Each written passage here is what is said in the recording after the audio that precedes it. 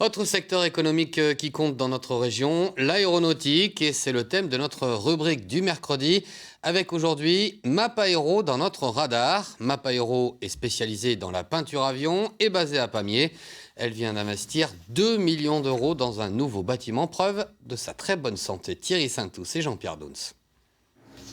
Regardez bien, une nouvelle technologie dans la peinture, en apparence, un revêtement normal passé au pistolet, mais grâce à une réaction dans la peinture à l'eau, apparaît peu à peu une couche d'argent à la surface de l'objet, avec un effet miroir immédiat. On peut utiliser ça sur à peu près tous les supports qu'on veut.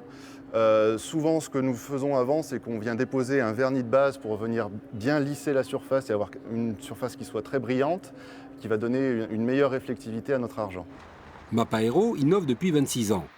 Cette société a démarré en 92 à côté du géant Master Peinture. Elle cible tout de suite le secteur aéronautique et très vite l'entreprise ariégeoise mise sur la peinture à l'eau pour avion, une petite révolution. Un de ses premiers clients, la Socata, le constructeur aéronautique Tarbet. Aujourd'hui, elle compte 120 personnes, en aura bientôt 150 grâce à la croissance du secteur à plus 7% par an. Mapaero fournit aussi la peinture d'Airbus, de Dassault, mais aussi des Chinois de Comac ou des Américains de Boeing. Aujourd'hui, Mapaero a besoin de l'international pour croître. La demande en France, on va dire, continue à croître, mais raisonnablement, parce qu'aujourd'hui, on demande en fait de produire dans des zones à coût maîtrisé. On demande de produire en Asie. Il y a beaucoup de partenariats avec d'autres pays, l'Amérique centrale, l'Amérique du Sud, et on a besoin donc d'exporter. Donc l'Asie et l'Amérique sont deux continents de choix pour générer cette croissance à l'avenir. La peinture, c'est une recette, un assemblage de produits et de pigments. Ces formules sont jalousement gardées, protégées.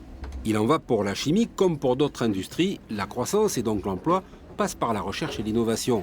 Chez Mapaero, on prépare les peintures de demain non polluantes et plus faciles à mettre en œuvre.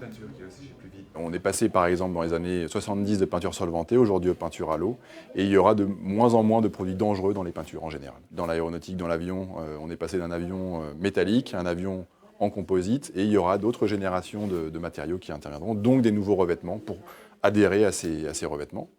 Et le troisième axe, c'est le temps de séchage.